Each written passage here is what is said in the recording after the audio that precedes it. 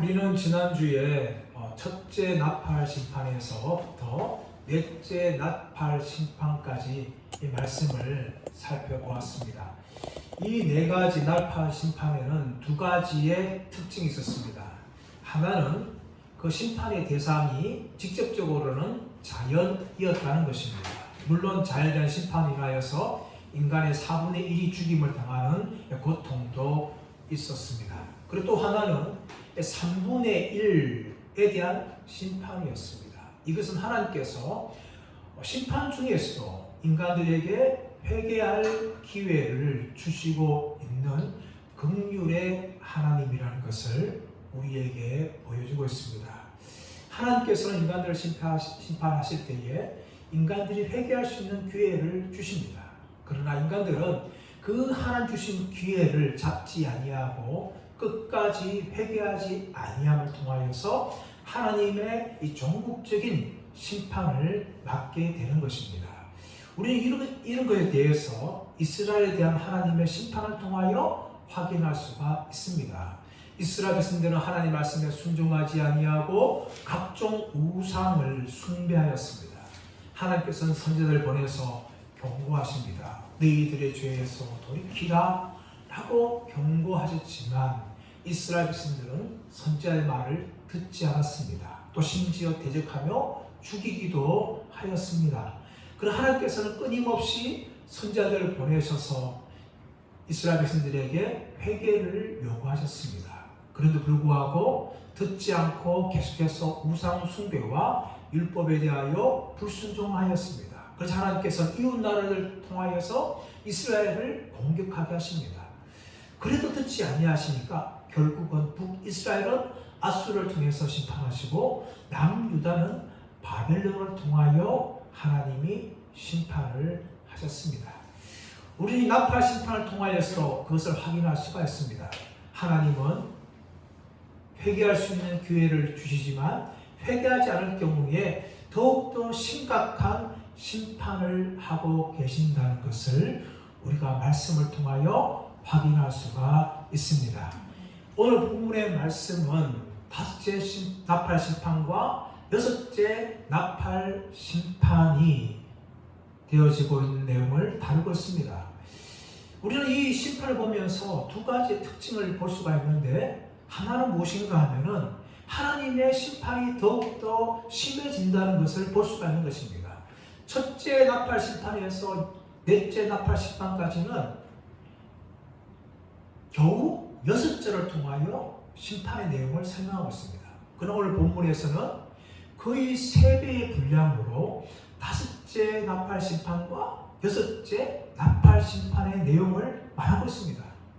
또 하나는 무엇인가 하면 첫째에서 넷째 나팔 심판은 자연을 통한 인간들에 대한 간접적인 심판이지만 오늘 다섯째 나팔과 여섯째 나팔 심판은 인간들에 대한, 좀 더 구체적으로 말하면 불신자들에 대한 직접적인 하나님의 심판이라는 것을 우리가 말씀을 통하여 볼 수가 있습니다. 우리 1절 말씀 볼까요? 1절 말씀 보시면 다섯째 천사가 나팔을 불매 내가 보니 하늘에서 땅에 떨어진 별 하나가 있는데 그가 무적에게 열쇠를 받았더라 라고 말합니다.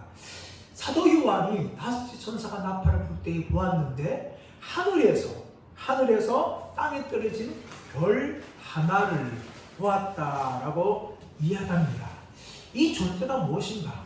하늘에서 떨어지는 별 하나, 하늘에서 떨어진 별 하나, 여기에 대해서 어떤 학자들은 이것은 타락한 천사들이다 라고 설명하는 학자들이 있습니다. 구약의 위경인 에녹스라는 서가 있는데 그 에녹스에 보면은 이 타락한 천사들을 하늘에 떨어진 별 존재로 그렇게 설명하고 있어요. 그래서 학자들은 하늘에서 떨어지는 별 하나는 바로 타락한 천사다라고 말하는 학자들이 있습니다. 또 다른 학자는 그것이 아니라 이 땅에 떨어진 별 하나는 하나님의 뜻을 수행하는 천사들이다. 이 천사를 통해 하나님이 심판하시는 것이다 라고 이야기하죠. 그 근거가 무엇인가 하면 1절 하반절 말씀 보시면 그가 무저갱의 열쇠를 받았더라 라고 이야기하죠. 하늘에서 땅에 떨어진 별 하나가 그의 손에 뭐가 있는가 하면 무주경의 열쇠를 가졌다는 거예요. 계시록 20장 1절 말씀 가보시면 천사가 무주경의 열쇠와 금사슬을 가지고 이 땅에 내려온 장면을 설명을 하는 겁니다. 그것을 보았을 때에 이 땅에 떨어진 별 하나는 이 하나님 뜻을 수행하는 천사라고 볼 수가 있습니다. 또한 만약에 이 타락한 천사라든지 사탄이라면 말이 안 되는 게 무엇인가 하면은 이 타락한 천사들과 사탄은 오히려 무저갱에서 심판을 받기 위해서 그 무저갱에 떨어진 존재예요. 그렇게 심판받을 존재가 무저갱 열쇠를 가지고 있다는 것은 말이 맞지 않는 설명입니다. 그러므로 이 하늘에서 땅에 떨어진 별 하나는 하나님의 심판을 수행하는 천사라고 우리가 볼 수가 있습니다. 이렇게 하늘에서 땅에 떨어진 천사의 손에 뭐가 있습니까? 무주갱의 열쇠를 있었고 2절 말씀 보시면 그 무주갱을 여니 그 구멍에서 큰 화덕의 연기 같은 연기가 올라오매 해와 공기가 그 구멍의 연기로 말미암아 어두워졌다라고 이야기합니다. 이 하늘에서 떨어진 존재가 무주갱 열쇠를 가지고 있는데 그것을 여니까 그 연기가 큰 화덕에서 올라왔다라고 이야기하고 있는 겁니다. 이 무주갱을 헬라어 아비소스라고 부르는데 이 부정어 아 플러스 비도스 구멍, 십년, 바닥 이런 의미를 가지고 있는 단어가 합쳐져서 무주갱, 아비소스 다시 말하면 바닥이 없는 구덩이의 의미를 가지고 있습니다. 이런 구덩이에서 이제 연기가 올라오는 거죠. 연기가 올라오는데 이 연기 가운데 뭐가 올라오는가 하면 황충이 올라온다 이야기합니다. 3절 말씀 보십시오. 3절 말씀 보시면 또 황충이 연기 가운데로부터 땅 위에 나오매 그들이 땅에 있는 정갈의 권세를 받았더라 라고 이야기합니다. 이 황충이라는 단어가 아크리테스라고 이야기하는데 이것은 정확하게 말하면 메뚜기를 말합니다. 메뚜기. 출애굽기 10장 말씀 가보시면 8번째 재앙이 무슨 재앙입니까? 메뚜기 재앙이었어요. 메뚜기가 나타나가지고 애굽의 모든 곡식들과 식물을 다 갉아먹는 그런 재앙이 메뚜기 재앙입니다. 또 요엘서 1장과 2장 말씀 가보시면 하나님이 메뚜기를 통하여서 심판하시는 내용이 나오고 있는 것입니다. 이 메뚜기를 통해서 하나님이 심판을 하시는데 사실 이 메뚜기 떼는 무시무시한 존재입니다. 우리나라는 메뚜기 떼가 거의 출몰하지 않아서 메뚜기의 공포를 사실 알지 못합니다. 그러나 중국이라든지 아프리카 같은 경우에는 메뚜기 떼로 인하여서 온 밭이 초토화되어 버립니다. 이런 메뚜기 떼들은요 무리를 이루어요.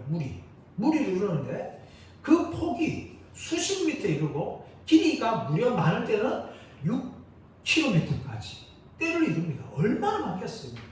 그 수가 수십억 마리에서 수백억 마리에 해당하는 엄청난 이 떼를 이루는 거예요. 그리고 그 떼가 오면서 날개 소리하면 얼마나 소리가 요란한지 사람들이 그것을 보면 거의 공포에 질립니다. 그리고 이 메뚜기 떼들은요 온갖 곡식들을 초토화시키는데 메뚜기 한 마리가 자기 몸에 2배에 대한 분량을 하루에 먹어치운다는 거예요.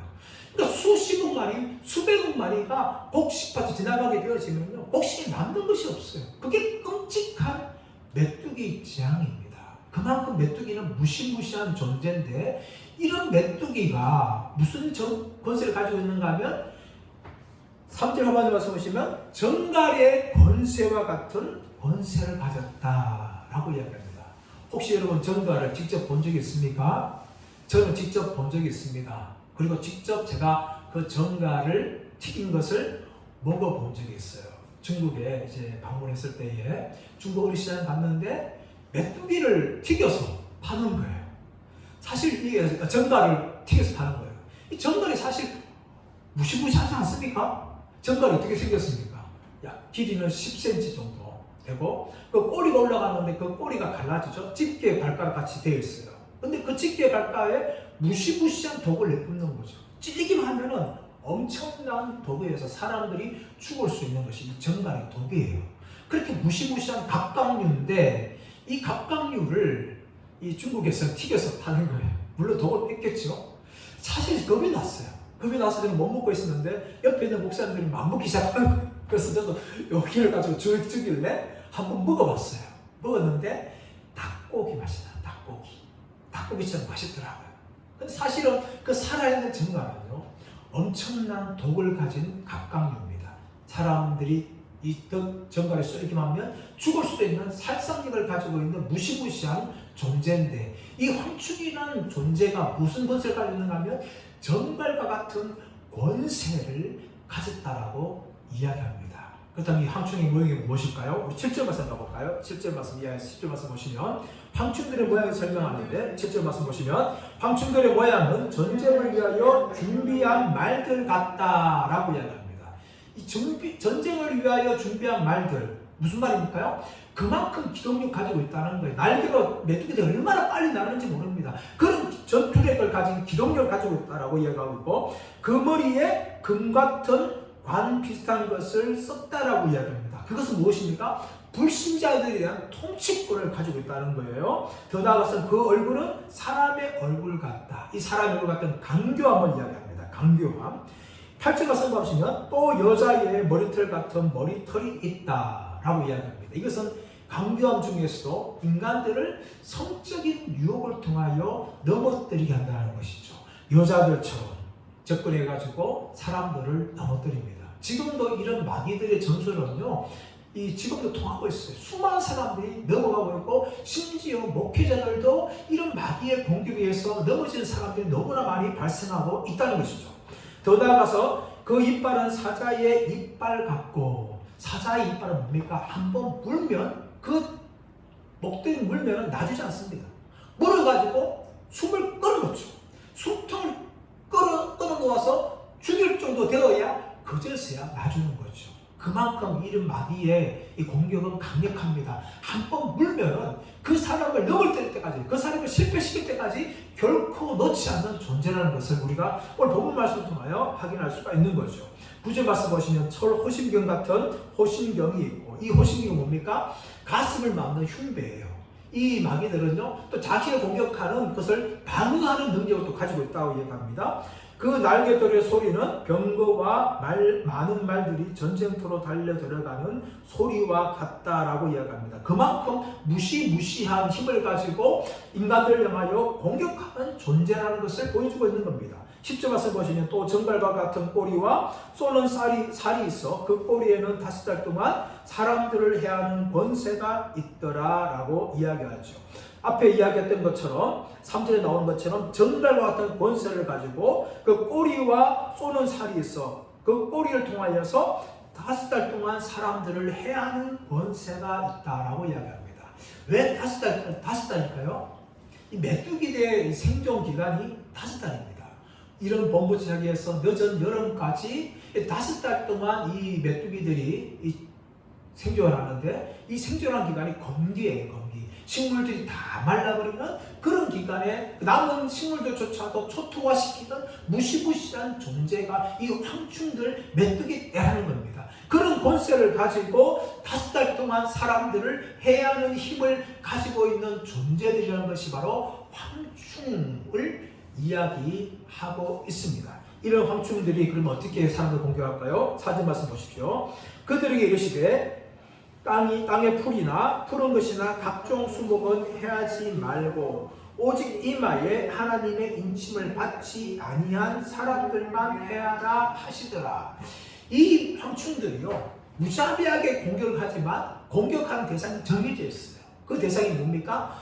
하나님의 인을 이마에 받지 아니한 사람들만 공격한다는 것이죠. 다시 말하면 불신자들 향하여서 이 메뚜기들이 공격한다는 것을 볼 수가 있는 거죠. 땅의 풀이나 푸른 것이나 각종 수목은 해하지 말라는 겁니다. 이미 이것들은요, 앞에 심판을 통하여서 많이 초토화되었어요. 그래서 하나님께서 5개 심판을 통하여서는, 황충을 통해서는 더 이상 그것들을 해하지 못하게 하시고 직접적으로 공격당하지 않은 불신자들, 하나님의 인을 이마에 맞지 않은 사람들 향하여서만 공격하고 말씀하시죠. 자, 5절 말씀 보시면 그러나 그들을 죽이지는 못하게 하시고 5달 동안 괴롭게만 하시는데 그 괴롭게 함은 정갈이 사람을 쏠 때에 괴롭게 함과 같더라. 여러분 얼마나 이게 괴로울까요? 죽이지 못하게 하세요. 그러나 5달 동안 괴롭게 하시는데 정갈이 사람을 쏠 때에 괴롭게 함 같더라. 사실 저는 정갈에 대해서 이제 맞지 않기 때문에 뭐 이 고통이 얼마나 고통인지 모르지만 정갈은 사람을 죽이는 만큼 강력한 독을 가지고 있어요.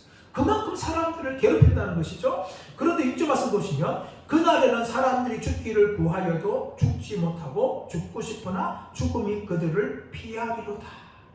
이것이 무엇을 보여주고 있는 것 같아요? 지옥의 고통을 보여주는 것 같습니다. 지옥의 고통. 여러분 지옥과 천국은 공통점이 있어요. 하나는 무엇인가 하면 공통점은 영원히 죽지 않는다는 겁니다. 천국에서도 영원히 죽지 않아요. 지옥에서도 영원히 죽지 않습니다. 다른 것이 있어요. 뭐가 달라요?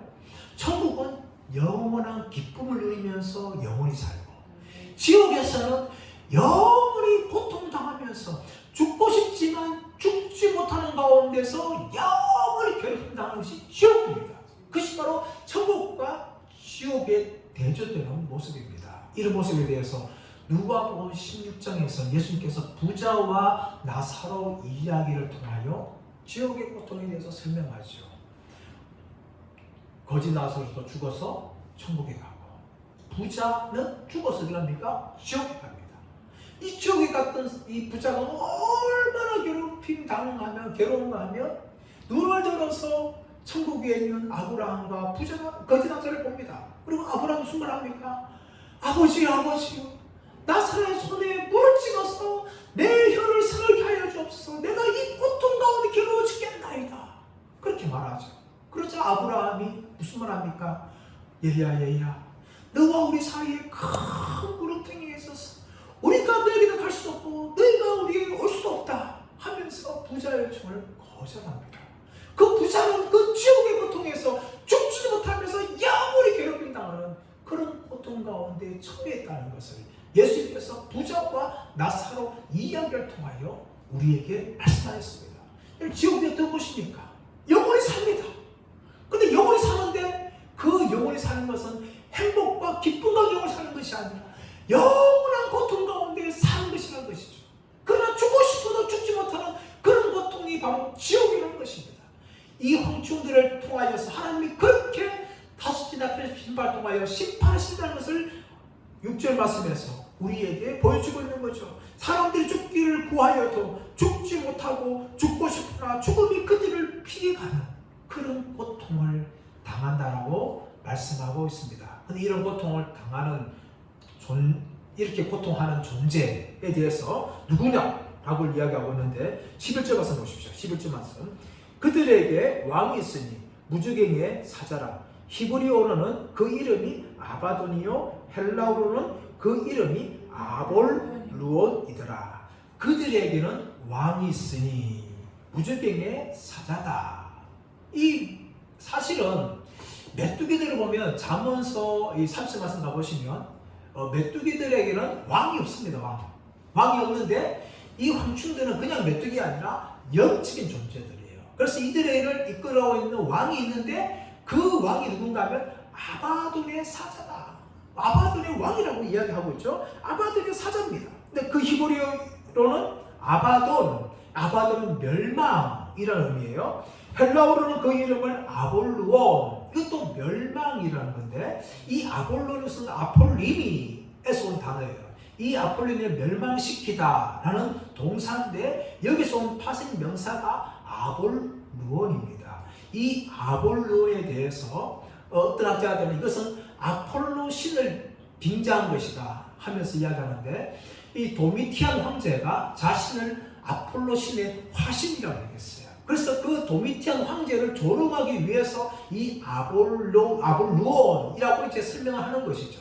어쨌든 간에 이 황충들의 왕은 아바돈이고 아볼루온으로서 이렇게 공격을 하게 된다는 것을 볼 수가 있습니다. 이렇게 다섯째 나팔 심판이 이제 끝이 나고 있는데 그런데 이 나팔 심판보다 더 큰 심판이 남았다는 것을 12절에서 말하고 있습니다. 11절에 말하고 있고 12절인데 자, 첫째 관은 지나갔으나 보라 아직도 이후에 화둘이 이르리로다. 다섯째 나팔 심판이 뭡니까? 첫째 화라는 거예요. 이 첫째 화가 끝이 났어요. 안심하려고 할 때에 뭡니까? 아직도 화 둘이 남았다 라고 이제 이야기하면서 두 번째 화인 여섯째 나팔 심판이 시작되어집니다. 13절 말씀 보겠습니다. 13절 여섯째 천사가 나팔을 불매 내가 들으니 하나님 앞 금제단 넷불에서 한 음성이 나서 하나님 앞 금제단에서 넷불이 있는데 그 넷불에서 한 음성이 나타나는 거예요. 이 음성은 하나님의 음성이든지 하나님의 대리자의 음성이라는 것을 우리가 알 수가 있는데 이 음성이 왜 나왔겠냐는 거예요. 왜 나왔겠느냐? 그 이유는 무엇인가 하면 우리가 계시록 8장 2절 이하의 4절 말씀 보시면 천사가 성도들의 기도를 향연과 함께 하나님 앞에 올리는 장면을 보게 되어집니다. 성도들이 어떻게 기도하였습니까? 하나님의 공의를 우리에게 베풀어 주옵소서. 우리가 핍박 가운데 죽었는데 이 억울함을 갚아 주옵소서. 그렇게 성도들이 부르짖지 않습니까? 그러자 천사가 8장에서 향연과 함께 이 성도들 기도를 합하여서 하나님께 올려드려서 하나님 앞에 올려드렸어요. 그 응답이 무엇인가 하면 이 여섯째 나팔 심판이라는 거예요. 하나님 앞에 있는 제단에서 그 제단에서 음성이 나와서 외치는데 자 14절 말씀 보시면 나팔 가진 여섯째 천사에게 말하기를 흥강 유브라데에 결박한 내 천사를 놓아주라 하며 하나님 음성이 뭡니까? 나팔 가진 여섯째 천사에게 말하기를 흥강 유브라데에 결박한 내 천사를 놓아주어라 라고 이야기하는 것이죠. 자 그렇다면 이 흥강 유브라데에 결박되어 있는 내 천사가 어떤 존재일까요? 여기에 대해서 학자들은 7장 1절에 나오고 있는 내 천사다 라고 이야기합니다. 그런데 7장 1절에 나오고 있는 내 천사와 좀 다르게 무엇인가 하면은 이 내 천사는요 결박되어 있지 않았어요.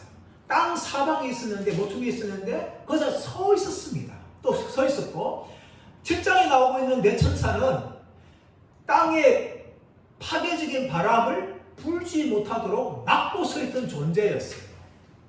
그래서 이 9장에 나오고 있는 이 내 천사는 7장에서 말하고 있는 내 천사와 다른 존재인 파괴적인 바람 같은 존재들이라는 것을 우리가 알 수 있습니다. 그런데 이 천사들이요 어디 묵겠는가 하면 흥강 유브라데에 결박되어 있었어요. 흥강 유브라데. 이 흥강 유브라데는 동쪽 경계선을 말하는데 하나는 이스라엘의 동쪽 경계선이에요. 창세기 15장 18절 말씀 가보시면 하나님께서 아브라함과 언약을 맺으면서 나일강부터 큰강 유브라데 강까지 주시겠다라는 약속이 나옵니다. 그 경계가 뭡니까? 유브라데.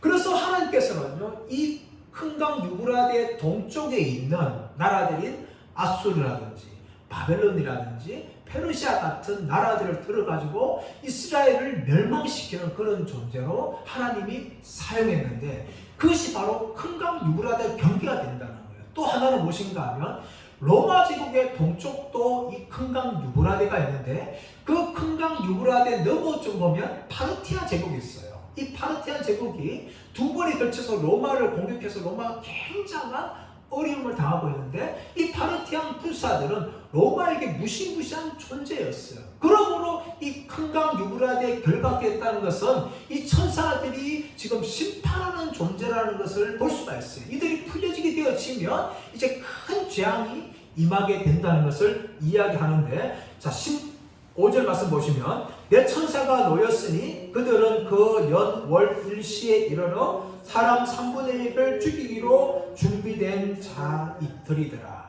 이 내 천사가 뭡니까? 연, 월, 일시에 다시 말하면 하나님이 정하신 때에 사람의 3분의 1을 죽이기로 준비한 자들이라는 겁니다. 이미 넷째의 심판에 통하여서 사람 4분의 1이 죽었어요. 그런데 이 3분의 1이 죽는다는 것은 거의 인간의 2분의 1, 절반이 심판을 말미암아 죽게 되어지는 무시무시한 심판이라는 것입니다. 이런 심판을 행하는 존재들의 수에 이야기하고 있는데 16절 말씀 보시면 마병대의 수는 2만 만이니 내가 그들의 수를 들었노라 라고 이야기하죠. 이 불신자들을 심판하는 마병대, 말을 탄 군사들을 이야기하고 있는데 그 수가 2만 만이라고 부릅니다. 2만 만은 몇 명일까요? 2억입니다. 2억. 지금으로 우리 인구를 전 세계 인구를 이야기하면 2억이라는 숫자는 별 많은 숫자가 아닙니다. 한 나라 인도나 중국에 비하면 턱없이 작은 숫자죠. 근데 여러분 이 요한 당시에 2억이라는 숫자는요 전 세계에 해당하는 인구 숫자입니다. 그만큼 많은 숫자죠. 로마 제국이 통틀어서 5천만 명입니다. 5천만 명. 그 당시 5천만 명이 되었고 전 세계 인구를 학자들은 2억에서 3억 명 정도로 추정을 합니다. 추정을 하는데 로마 군대는 25개 군단으로 되어 있는데 그 군단 숫자가 겨우 12만 5천 명밖에 되지 않아요. 그런데 오늘 마병대 숫자가 2억 명의 숫자는 어마어마한 이 군대의 숫자라는 것이죠. 이 군대의 숫자를 동원해서 하나님이 심판을 하신다는 것을 말씀을 통하여 보여주고 있는 것이죠. 그런데 이 같은 환상 가운데 그 말들과 그 위에 탄자들을 보니까 불빛과 자줏빛과 유황빛 호심경이 있고, 자 말틀 탄 사람들한테 그 가슴이 뭡니까? 불빛과 자줏빛과 유황빛 된 호경이 되어 있는데 또 말들의 머리는 사자머리 같다라고 이야기하죠. 사자머리처럼 무시무시한 존재라는 것을 이야기하고 있는데 그 입에서는 불과 연기와 유황이 나왔다라고 이야기하는데 이 불과 연기와 유황을 통하여서 뭡니까? 18절 말씀 보시면 사람 3분의 1이 죽임을 당하였다라고 이야기합니다. 그만큼 끔찍한 재앙이 여섯째 나팔 심판을 통하여서 자행되어 있다는 것을 우리가 볼 수가 있는데 이 말들의 힘은 입과 꼬리에 있으니 꼬리는 뱀 같고 또 꼬리에 머리가 있어 이것으로 행하였더라. 자, 보통 말들이 이게 힘이 있다 이야기하는데 그 말들의 힘이 어디 있는가 하면 입과 꼬리에 있다는 거예요. 그것은 무슨 말하고 있습니까? 악마적인 힘을 가지고 있는 존재라는 것을 이야기하고 있고 꼬리는 뱀 같고 또 꼬리에 머리가 있어 이것으로 해야 되나. 이 상상이 되지 않는 거죠. 상상이 되지 않는데 꼬리는 뱀 같다는 것은 뭡니까? 그만큼 사탄이 이들을 통해서 역사하고 있다는 것을 우리가 볼 수가 있는데 그 꼬리의 힘을 통하여서 사람들을 해하고 있습니다. 자, 그런데 문제는 뭡니까? 이런 재앙의 심판을 당하면서도 불신자들이 얼마나 악한지를 20절에서 21절 통하여 우리에게 보여주고 있습니다. 자, 20말씀 보시면 이 재앙에 죽지 않고 남은 사람들은 손으로 행한 일을 회개하지 아니하고 오히려 여러 귀신과 또는 보거나 듣거나 다니거나 하지 못하는 금, 은, 동, 목석의 우상에게 절하고 21절 또 그 살인과 복술과 음행과 도둑질을 해하지 아니하더라 라고 이야기합니다. 하나님의 심판을 받으면서도 악한 인간들은 어떻습니까? 하나님을 대적하고 오히려 그들의 죄를 회개하지 않는다라고 20절 이야기하고 있죠. 이 재앙에 죽지 않고 남은 사람들은 손으로 행한 일을 회개하지 아니하고 자신들이 죄를 지었으면 심판받으면 회개하는 것이 마땅하지 않습니까? 오히려 그러나 이런 심판을 받은 불구하고 인간들은 그 마음이 강팍하여져서 그들이 손으로 행한 일을 회개하지 않을 거라고 이야기하고 있죠. 그런데 그들이 손으로 행한 죄가 뭡니까? 두 가지죠. 하나는 금이나 동이나 돌이나 나무를 만든 목석인 우상에게 절을 한다는 것이죠. 이것이 바로 그들이 악한 죄에 대해서 이야기하고 있는 것입니다. 이런 우상 숭배에 대해서 이미 신명기 4장 28절에서 이야기하고 있죠. 인간들은 보지 못하고 듣지 못하고 걷지 못하는 우상들 향하여 절하고 섬겼다라고 이야기하고 있고 시편 115편 15절에 17절 말씀 보시면 귀가 있어 듣지 못하고 눈이 있어 보지 못하고 발이 있으나 걷지 못하는 우상들을 섬기는 이스라엘 백성들 향하여 조롱하는 그런 내용이 나온다는 겁니다. 이것이 인간의 악한 거예요. 하나님의 심판을 받으면 그들의 죄를 회개해야 되는데 오히려 그들이 더욱더 우상을 숭배하는 모습을 모습을 보여주고 있는 것이죠. 또 21절 보시면 또 살인과 복술과 음행과 도둑질을 회개하지 아니한다라고 이야기합니다. 인간들은 끊임없이 손으로 죄를 짓습니다. 살인 보십시오. 최근에도 뉴스를 통해서 저 순천에서 묻지마 살인 일어나고 있지 않습니까? 길을 가고 있는 10대 중학생을 뒤에서 그냥 활로 무자비에 찔러가지고 죽이는 그런 살인을 저지르고 있는 거죠. 또 그렇게 살인을 저질러도 자기의 이 죄에 대해서 전혀 인간들은 회개하지 않습니다. 이것이 인간들의 모습이에요. 끊임없이 죄가 일어나고 있는 것이죠. 이 약한 죄들이 일어나고 있고 복술, 이 복술이 뭡니까? 점치는 것, 궁합 보는 것, 사주팔자 이 모든 것들이 다 이 복술이 일어나는 겁니다. 오늘날 이 과학이 발달한 이 시대에 얼마나 복술이 생겨나고 있습니까? 거리 곳곳마다 점치는 집들이 많고요. 또 대학가에도 점쟁이들이 출정을 다니는 것이 우리 사회입니다. 우리나라가 그렇습니까? 아닙니다. 전 세계적으로 이런 우상 숭배를 비롯하여서 점치는 문화가 세계 곳곳에서 지금도 계속해서 일어나고 있는 것이죠. 더 나아가서 뭡니까? 음행이 계속해서 일어나고 있습니다.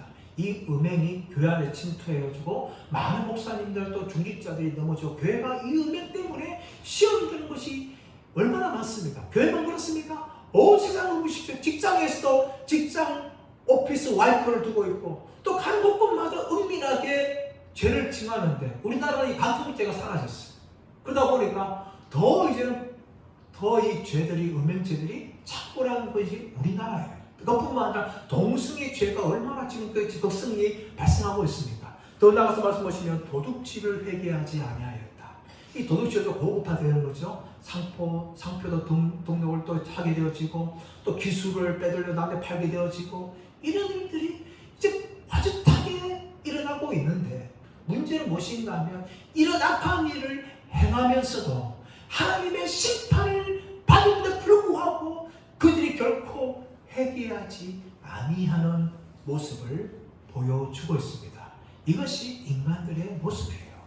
심판을 받으면 당연히 회개할 것 같지만 인간은 그들의 악함 때문에 심판을 받더라도 오히려 회개하지 않고 더 끊임없이 자신들의 손으로 우상 숭배를 하고 수많은 죄악들을 범하고 있는 것을 성경은 우리에게 보여주고 있습니다. 사랑하는 여러분, 우리는 이런 시대를 살아가고 있습니다. 그러나 여러분, 하나님께서는 이렇게 죄를 범하는 자들 향하여 그냥 참고만 있지 않습니다. 이전 심판보다 더 강력한 심판으로 이들을 범하시죠. 이 땅의 인간들은 두 종류밖에 없습니다. 하나는 무엇입니까? 회개한 하나님 백성이 있고 하나님의 인을 이마에 맞은 백성이 있고 또 하나는 하나님의 인을 이마에 맞지 않은 불신 사람들이 있어요. 이렇게 두 종류가 나누어지는데 그 나누어지는 이유가 뭡니까? 예수 그리스도를 믿느냐, 예수님을 믿지 않느냐. 예수님을 믿는다는 것은 예수님을 나의 왕으로, 나의 구주로 인정하는 것입니다. 예수를 믿지 않는다는 것은 예수님을 나의 왕으로, 나의 구주로 인정하지 않는 것이고, 이런 사람들은 에베소 2장쯤 와서 보시면 공중의 권세 잡은 자를 따라서 불순종의 죄를 짓고 있는 사람들이라는 것을 말하고 있습니다. 그런 사람들은 그들의 허물과 죄로 죽었기 때문에 자신들의 죄를 깨닫지 못하고 끊임없이 공중의 권세 잡은 자를 기쁘게 하기 위해서 그렇게 살아갑니다. 이런 자들에게 무엇이 남아있습니까? 하나님의 진노의 심판이 남아있는 거예요. 하나님께서는 심판하시지만 그들에게 회개할 기회를 주시고 또 참으시면서 하나님의 심판을 계속해서 연기하고 계십니다. 그러므로 이때는 어떤 때입니까? 우리의 죄를 회개하고 하나님께 돌이킬 때예요. 또 예수 믿는 사람들이요, 믿지 않는 사람들 향하여서 그들의 죄에 대해서 이야기하고 예수 그리스도의 복음을 증강을 통하여 그들이 회개할 수 있는 기회를 가질 수 있도록 그 역할을 해야 될 구원의 나팔로 쓰임받을 자들이 바로 예수 믿는 사람들입니다. 사랑 여러분, 하나님의 심판의 나팔이 울리기 전에 예수 믿는 우리들이 구원의 나팔 소리를 계속해서 외침을 통하여 아직까지 회개하지 않는 우리 가족들과 우리 애들과 우리 친척들이 예수 믿고 구원받는 그런 놀라운 일이 나기를 예수의 이름으로 축원합니다.